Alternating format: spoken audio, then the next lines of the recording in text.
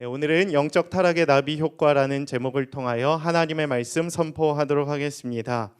작년부터 방영되었던 펜트하우스라는 드라마가 있었습니다. SBS에서 방영됐는데 시즌 1, 시즌 2가 굉장히 이렇게 창대했죠. 시작이 굉장히 창대했는데 사실 끝은 좀 미약하게 아쉽게 좀 끝나게 되었습니다.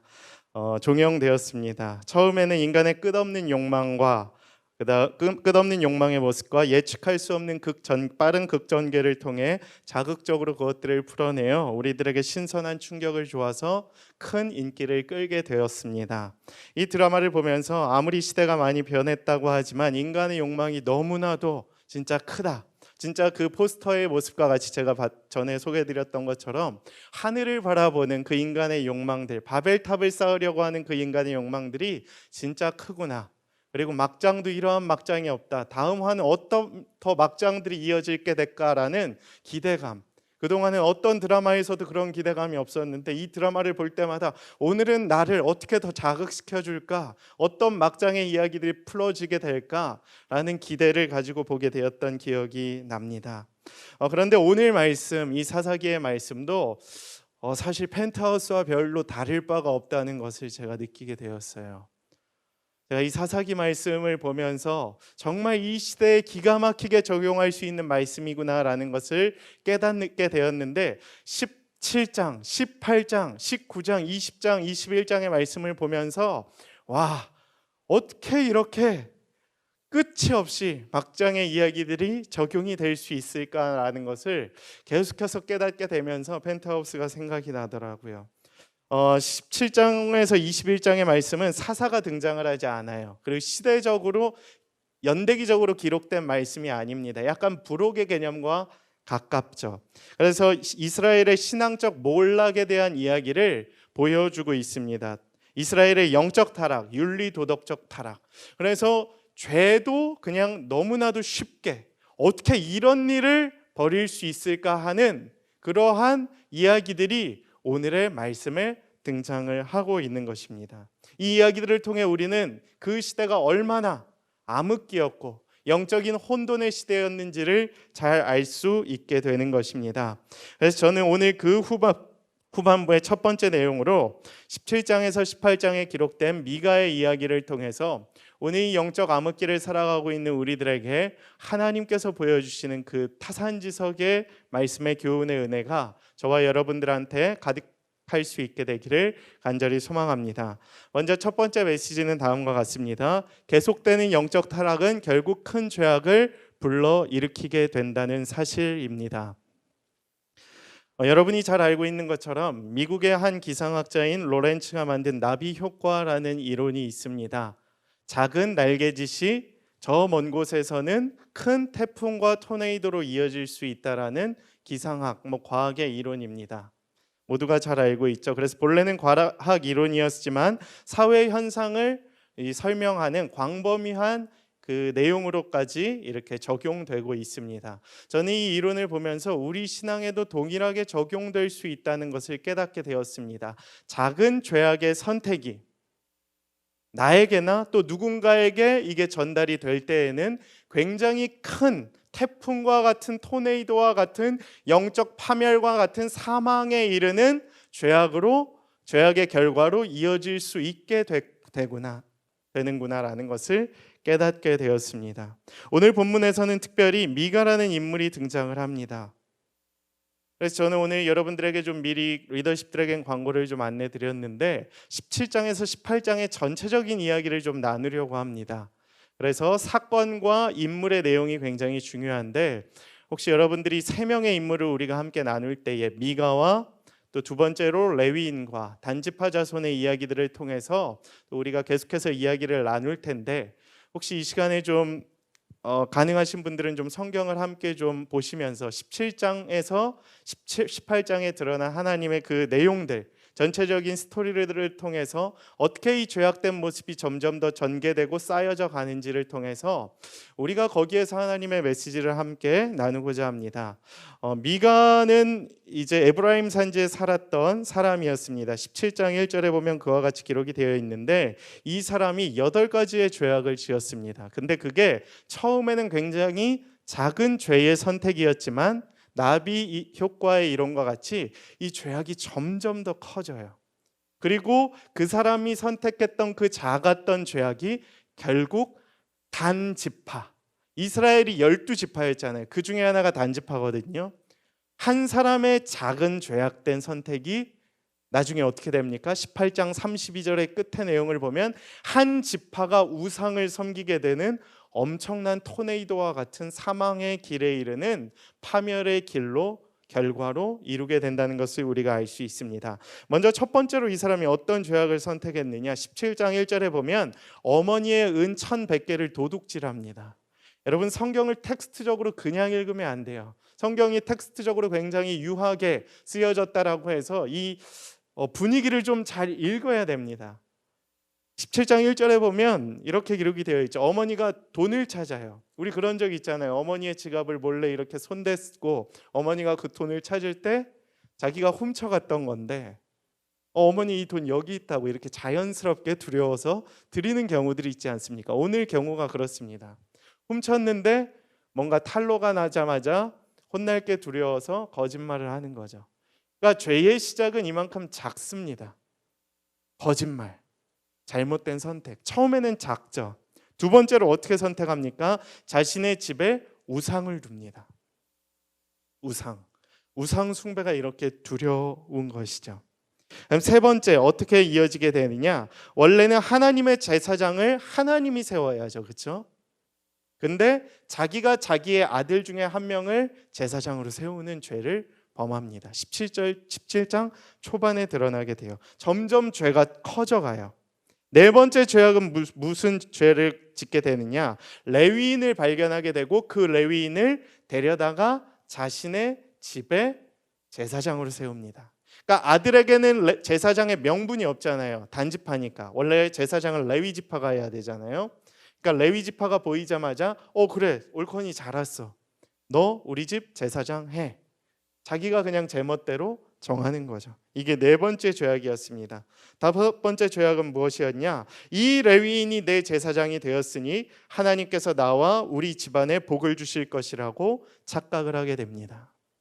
오늘 본문 17장 13절에 이렇게 기록이 되어 있습니다. 사사기 17장 13절 본문 함께 읽겠습니다. 이에 미가가 이르되 레위인이 내 제사장이 되었으니 이제 여호와께서 내게 복 주실 줄을 아노라 하니라.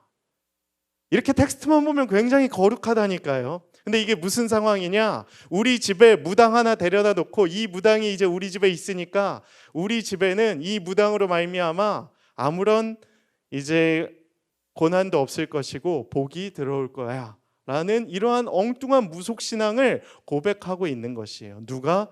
이스라엘의 백성이었던 에브라임 산지에 살았던 미가라는 사람이.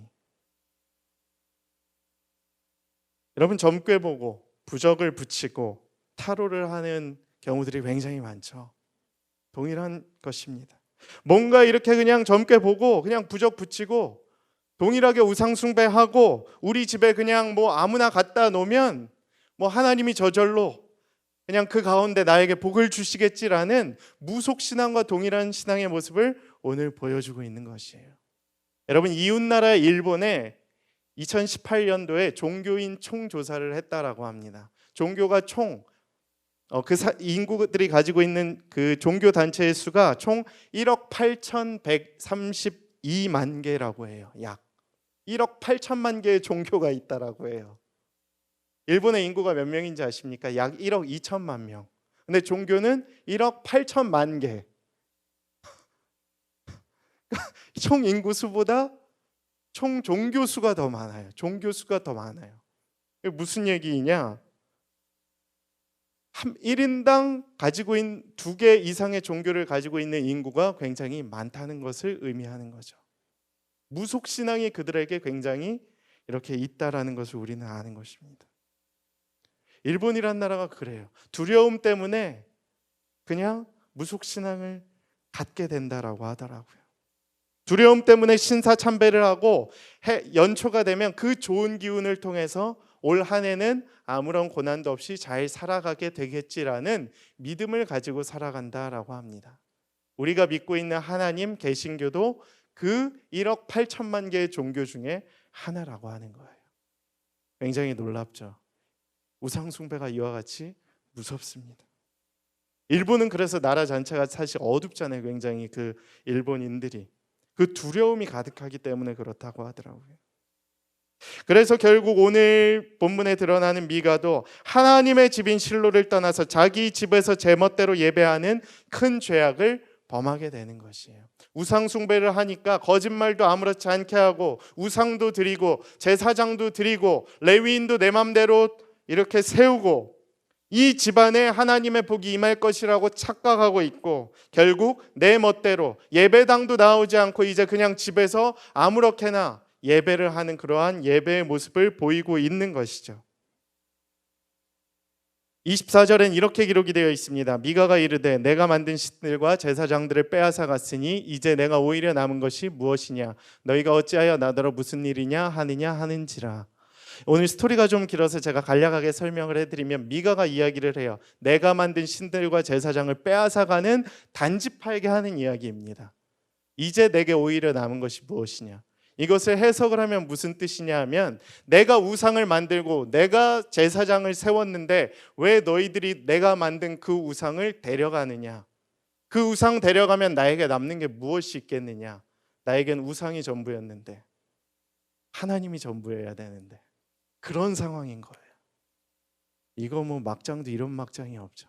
하나님이 왕이셔야 하는 이스라엘 백성의 집안 가운데에 제사장을 마음대로 세우고 오히려 우상을 세우고 그 우상을 뺏어가는데 그 우상 데려오려고 쫓아가서 그 우상 왜 데려가냐고 따지는 이러한 말도 안 되는 일들이 비일비재하게 일어났다는 것입니다.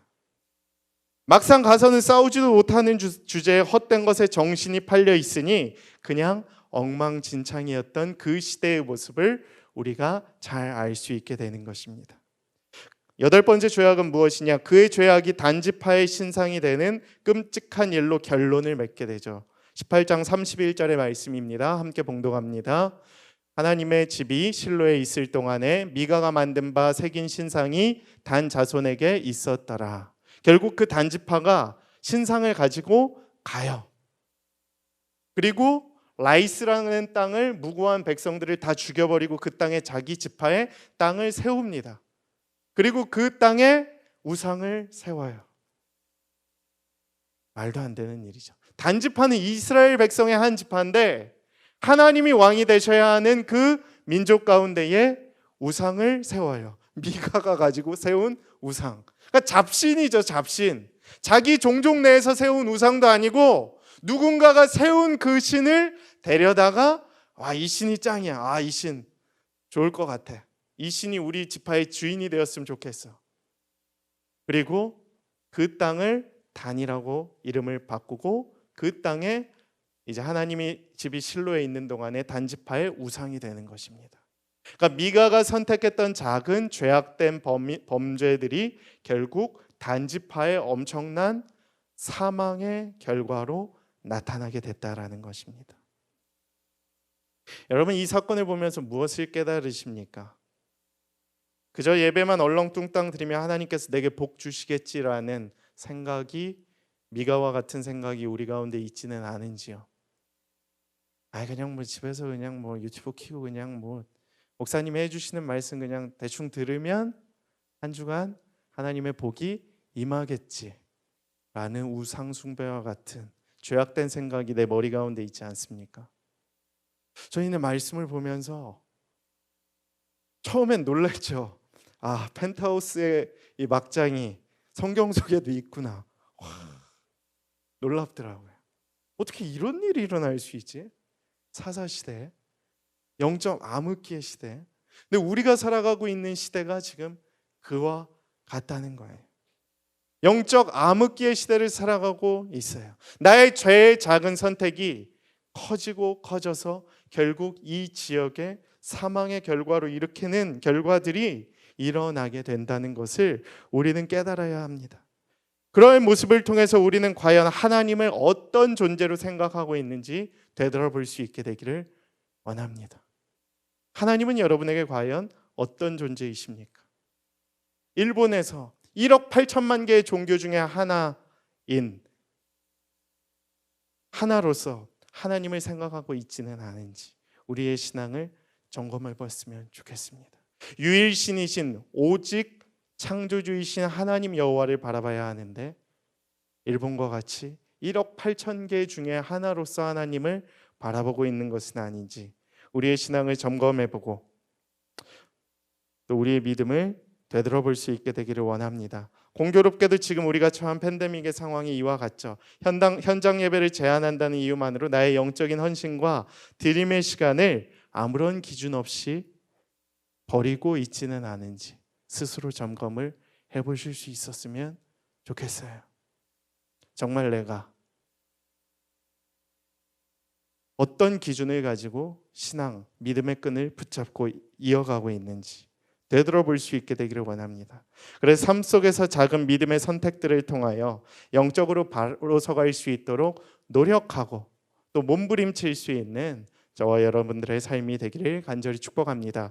두 번째 메시지는 다음과 같습니다. 레위인을 통해서 우리가 알 수 있는데 첫 번째는 미가를 통해서 우리가 봤고 두 번째는 레위인이라는 인물을 통해 좀 봤으면 좋겠는데 하나님의 사람은 조건을 따라가는 것이 아니라 사명과 비전을 따라 살아가야 합니다라는 메시지입니다.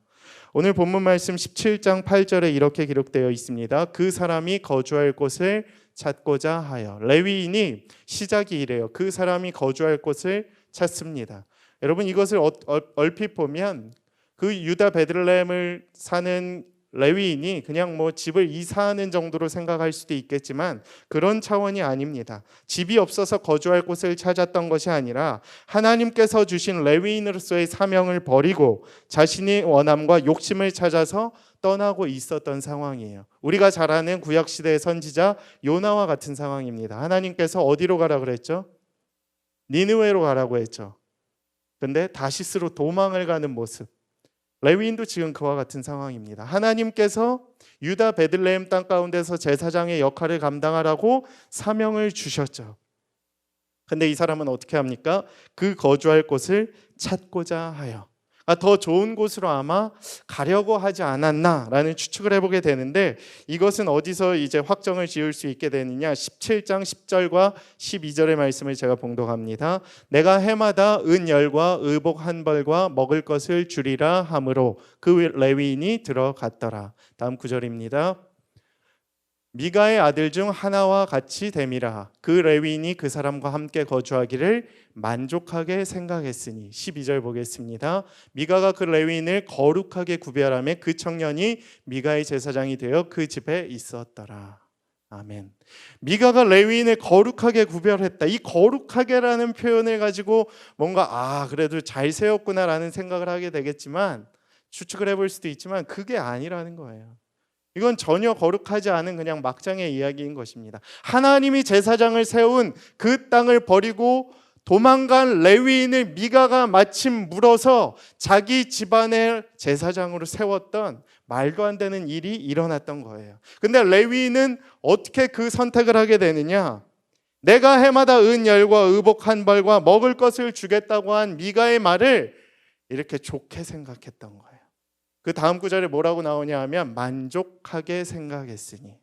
그러니까 오늘날로 치면 연봉 한 2억쯤 주고 집도 주고 차도 줄 테니까 우리 집에 와서 뭔가 예배도 좀 드려주고 신에게 좀 잘 빌어줘서 우리 집안이 평안할 수 있도록 뭔가 잘 도와달라라고 이야기를 한 거죠. 근데 연봉 2억이니까 얼마나 좋아요. 그래요? 연봉 2억 주면 나 이 자리에 눌러 앉겠습니다. 열심히 하겠습니다. 그래서 눌러 앉는 레위인의 모습이 등장을 하는 것입니다. 말씀을 보면 이 레위인은 자신의 유익과 만족과 그 개인적 사심을 채우려고 살아갔던 사람이에요. 근데 하나님의 사람은 자꾸 조건만을 바라보며 살아가서는 절대 안 된다는 것입니다. 특히 목회자일수록 더더욱 그렇죠. 이게 계속해서 어떻게 이어지게 되느냐? 처음에는 자기가 땅을 떠나요. 자기에게 주어진 사명. 미가가 조건을 주니까 연봉 2억에 이제 선택을 하는 겁니다. 근데 더 웃긴 일이 일어나요. 단지파가 18장에서 또 등장을 하잖아요. 단지파가 레위인 이 제사장을 또 꼬십니다. 뭐라고 꼬실까요? 연봉 2억? 난 연봉 4억 줄 테니까 따라와. 콜? 따라가는 겁니다. 본문 18장 19절에서 20절의 말씀이 이렇게 기록이 되어 있습니다. 그들이 그에게 이르니 조용히 해라. 내 손에 입을 대고 우리와 함께 가서 우리의 아버지와 제사장이 되라. 다음 구절 보겠습니다. 내가 한 사람의 집, 그러니까 미가의 집 제사장 되는 것보다 이스라엘 한 지파 한 족속의 제사장이 되는 것 중에 어느 것이 낫겠느냐. 사실 따지고 보면 연봉 2억과 연봉 4억 중에 하나. 목회자로 치면 100명 모이는 교회, 1000명 모이는 교회, 10,000명 모이는 교회. 그래도 이왕이면 100명 모이는 교회보다 10,000명 모이는 교회에서 사역하는 게 훨씬 좋지 않겠냐? 꼬시는 거죠. 레위인이 타락했어요. 그래? 생각해보니까 그러네. 100명 모이는 교회보다 10,000명 모이는 교회 가서 내가 사역하면 그래도 내 커리어에도 도움이 되겠지. 콜 좋았어. 나 거기 가겠어. 선택을 하는 거예요. 타락한 거죠. 이 시대가 영적으로 타락하였음을 보여주는 것이에요. 레위인 제사장조차도 이제는 자꾸 조건을 보고 가는 거예요. 조건을 보고 가면 근데 조건을 보고 결국 또 옮기게 되는 거예요. 연봉 2억에 콜했죠. 근데 2억에 만족할 것 같지만 결국 또 조건을 보고 옮기게 되는 결과를 보이게 된다라는 것입니다. 요즘 시대의 타락한 목회자들처럼 그들은 그냥 종교 장사꾼이고 사꾼일 뿐이에요.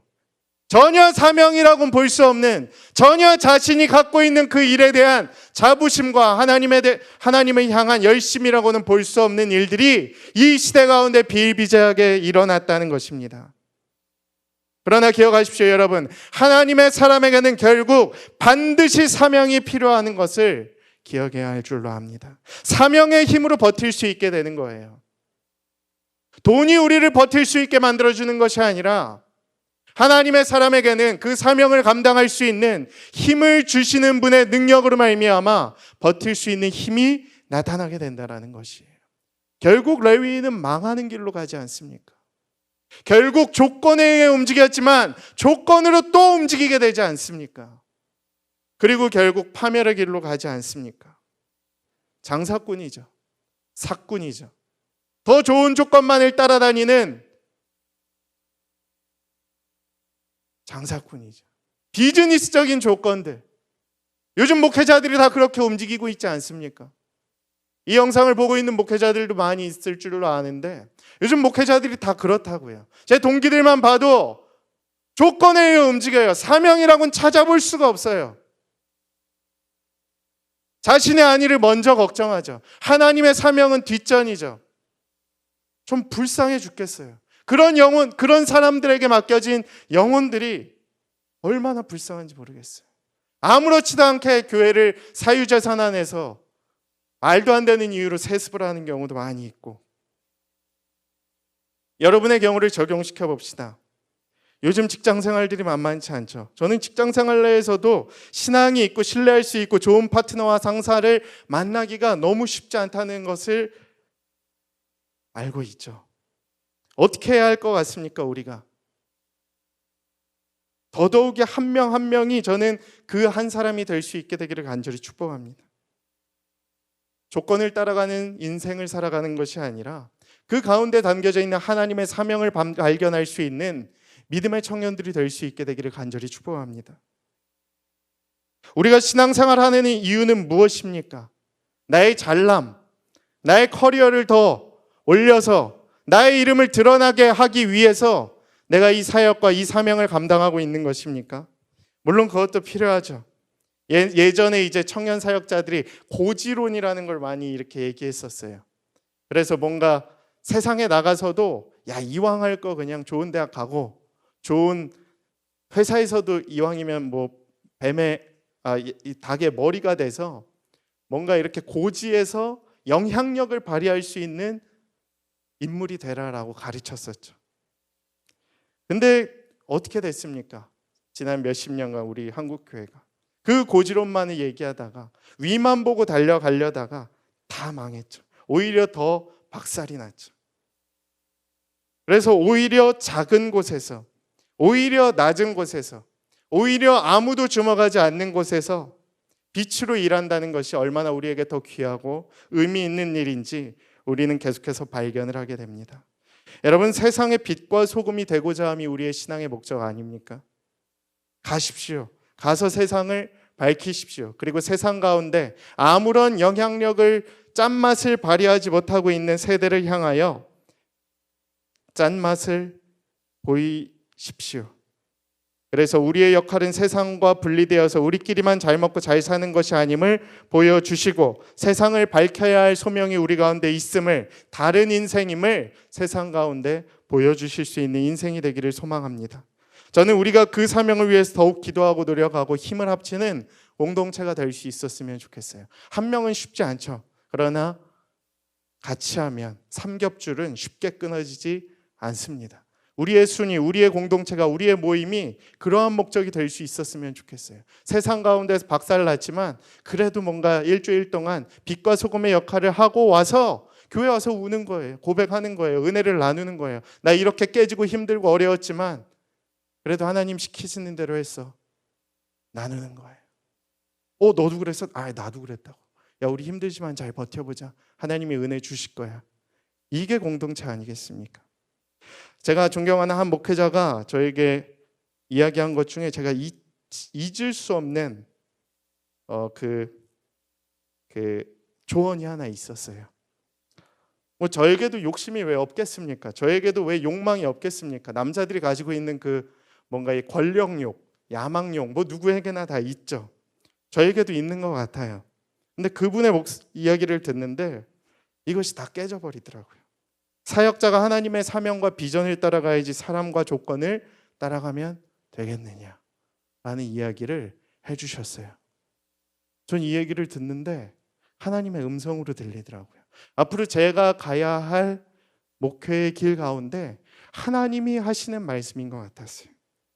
사역자가 하나님의 사명과 비전 따라가야지 조건과 사람 따라가서 되겠느냐라고 이야기를 하시는데 뭔가 이렇게 해머로 띵 맞은 듯한 충격을 받았습니다. 여러분의 고백이 되기를 원합니다. 하나님의 자녀들은 세상의 조건과 사람을 따라가는 삶을 사는 것이 아니라 하나님의 사명과 비전을 따라가는 삶을 살 수 있게 되기를 주님의 이름으로 축복합니다.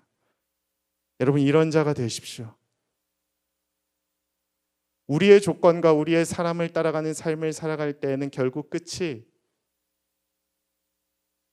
아무것도 남게 되지 않지만 하나님의 사명과 비전을 따라가는 삶의 사람의 끝에는 하나님의 은혜가 있을 줄로 믿습니다. 저는 우리가 이러한 인생 살아갈 수 있게 되기를 축복합니다.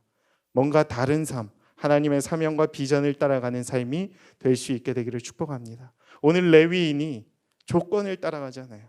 그 조건에 의해서 또 옮기잖아요. 이 사람에게서 무슨 사명을 여러분 발견하고 있습니까? 없죠. 타락한 거예요. 우리의 시대는 과연 어떠합니까? 여러분은 어떠합니까? 저는 어떠합니까? 되돌아보자고요. 나는 무엇을 가장 가치 있게 붙잡고 있는가? 나는 무엇을 위해서 나의 직업을 선택하고 있는가? 되돌아볼 수 있게 되기를 축복합니다. 마지막 메시지는 단지파입니다. 제가 메시지를 선포합니다. 신앙이 침체되면 쉽고 편한 것만을 찾으며 결국 헛된 것을 향한 열심을 내게 됩니다. 신앙이 침체되면 결국 편한 것을 찾아요. 결국 헛된 것을 향한 열심. 그러니까 쓸데없는 데 가서 기웃거리는 거예요. 그러니까 사명을 잊어버려서. 단지파가 18장 1절에 이렇게 기록되어 있습니다. 그때에 이스라엘의 왕이 없었고, 단지파는 그때에 거주할 기업의 땅을 구하는 중이었으니 이는 그들이 이스라엘 지파 중에서 그때까지 기업을 분배받지 못하였음이라. 아멘. 여러분, 이 말씀만 놓고 보면 단지파가 땅을 분배받지 못한 것이라고 착각할 수 있겠지만 그렇지가 않아요. 여호수아 19장에 보면 이스라엘 단지파에게도 하나님이 분명히 약속의 땅을 주십니다. 유다 땅 서쪽 지역에 블레셋 땅 위쪽으로 한 지역을 주세요. 선물로 받아요.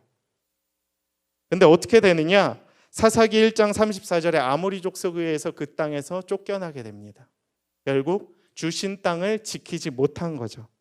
단지파는 하나님께서 그들에게 주신 땅을 버리고 북쪽으로 옮겼다가 결국 하나님께 버림받은 지파가 되어버린 것입니다. 엄밀히 말하면 이방인에게 빼앗긴 것이지만 빼앗긴 것을 되찾으려고 하는 의지도 없었던 것입니다. 괜히 무고한 자에게 가서 힘을 쓰는 거예요. 오늘 본문의 주된 내용과 같이 자기가 빼앗긴 땅을 찾아야 되는데 이상한 미가의 집 가서 제사장 뺏어오고 신상을 탈취해오는 헛짓거리하고 있는 거예요, 사실은. 오늘 메시지와 같이 신앙이 침체되고 우상숭배를 하고 하나님을 기준으로 삼지 않으면 편한 것을 찾는 거죠. 여러분, 편하지 않은 것은 뭐였을 것 같습니까? 전쟁이죠. 정복전쟁. 빼앗긴 땅 찾아야죠. 하나님 맡긴 사명 감당해야죠. 근데 그걸 왜 안 하고 있습니까? 어려워서 안 하는 거예요. 어려워서. 여러분, 시험 준비하시는 분들 계시죠? 어렵죠. 저도 시험 많이 망해봐서 합니다. 시험 어렵죠. 취업 준비 어렵죠. 이력서 쓰면 잘 안 되죠. 코로나 이후 더 잘 안 되죠. 주중에도 한 청년 신방했는데 이게 계속 막히는 거예요. 그 청년이 준비했던 그 업종은 이제 더 이제 완전히 막혀버린 거예요. 얼마나 가슴이 아픈지 몰라요. 근데 저는 그 가운데서 우리가 잘 분별했으면 좋겠어요. 그럼에도 불구하고 하나님께서 주신 사명과 땅이라고 한다면 정복전쟁 하는 것처럼 싸우는 거예요. 견디는 거예요. 이겨나가려고 노력하는 거예요. 단지파 보십시오. 뺏기고 하나님을 잃어버리고 하나님을 잊어버리고 결국 우상을 탈취하고 엄한 데 가서 자기의 노력을 보이고 있지 않습니까? 우리의 모습이 이와 같을 수 있다는 거예요. 하나님을 잊어버린 세대가 되면 하나님이 주신 사명에 집중을 해야 되는데 엉뚱한 데 가서 노력을 기울일 수 있다는 것입니다. 이처럼 하나님의 말씀이 우리의 삶의 중심과 기준이 되지 않으면 자꾸 헛된 것을 향한 열심을 내게 돼요. 그들의 잘못은 이와 같습니다. 하나님의 말씀이 기준이 아니라 우상이 기준이 되었기 때문에 그것을 향한 열심을 내었던 것이에요. 그러다 보니까 사명을 잊었죠. 이 땅을 지키는 약속의 사명, 약속의 땅을 단지파에게 줬는데 하나님을 잊어버리는 세대가 되니까 그 땅은 그냥 버리는 거예요. 이 땅 어려우니까 이제 이 땅은 버리고 그냥 북쪽으로 한번 가볼까? 야, 5명 보내봐.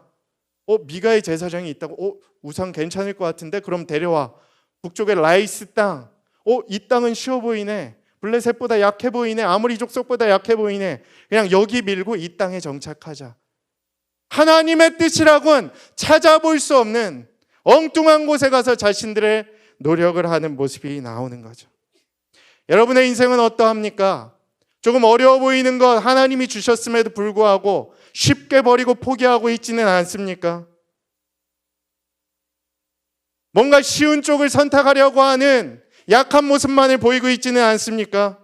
결국 쓸데없는 데 가서 나의 힘과 에너지를 투자하고 있는 모습을 보이고 있지는 않습니까? 헛된 것을 향한 열심을 보이지 마십시오. 그것은 아무런 열매가 없어요. 오늘 18장 31절의 말씀과 같이 결국 미가의 작은 죄악이 한 지파를 파멸하기로 이끌었던 것처럼 단 지파의 죄악이 한 지파를 말살시켰던 것처럼 영적인 타락으로 이어졌던 것처럼 우리가 결국 그 헛된 것의 열매로 영적인 타락의 모습을 보이게 될 수 있다는 것입니다.